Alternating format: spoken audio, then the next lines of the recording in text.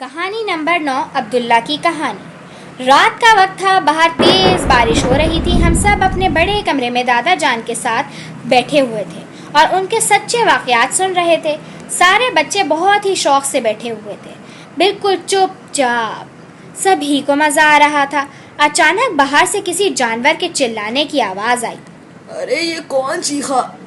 دادا جان بولے، مگر اس خوفناک موسم میں کوئی بچہ بھی اٹھ کر باہر جانے کو تیار نہ ہوا۔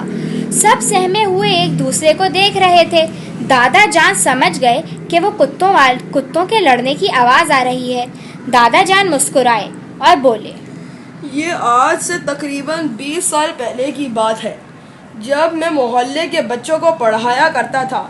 ایسے ہی موسم تھا اور ایک اچانک سے چھپکلی قسم کا لیکن بڑا سا جانور جھاڑیوں میں حرکت کرتا نظر آیا۔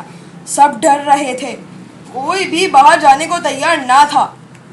لیکن ہم نے دیکھا کہ عبداللہ اور گھر میں رکھا بیلچہ لے کر باہر نکل گیا۔ عبداللہ کے ابو اس دنیا میں نہیں تھے۔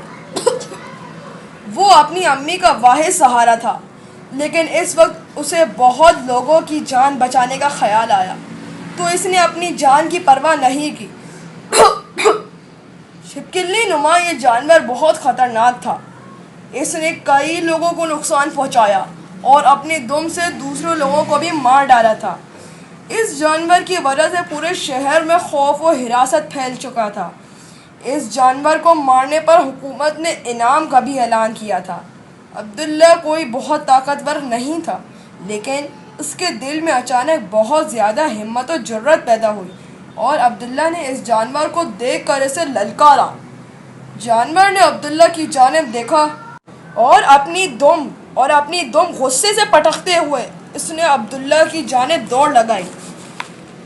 اس چھپکلی نما جانور نے عبداللہ پر چھلانگ لگائی، لیکن عبداللہ پھرتی سے زمین پر لیٹ گیا۔ جانور اپنے وار خالی جانے پر غصے سے پھنکارنے لگا، لیکن عبداللہ نے اسے دوسرا موقع نہیں دیا اور بیلچہ اس کے پیٹ میں مار دیا۔ وہ جانور زمین پر گر کر تڑپنے لگا، بیلچہ اس کے پیٹ میں پھنس چکا تھا۔ اس وقت میں نے اپنی بندوق نکالی اور جا کر اس جانور کو مار ڈالا، لیکن اسے تو عبداللہ کی ہمت نے مار ڈالا تھا۔ وہ ایک بہادر اور باہمت بچہ تھا۔ اس نے اپنی جان کی پرواہ نہیں کی اور اس خوفناک موسم میں جانور سے لڑا۔ حکومت نے عبداللہ کو انعام دیا۔ عبداللہ نے انعام ملنے والی رقم سے اپنا گھر بنایا اور اپنی تعلیم جاری رکھی۔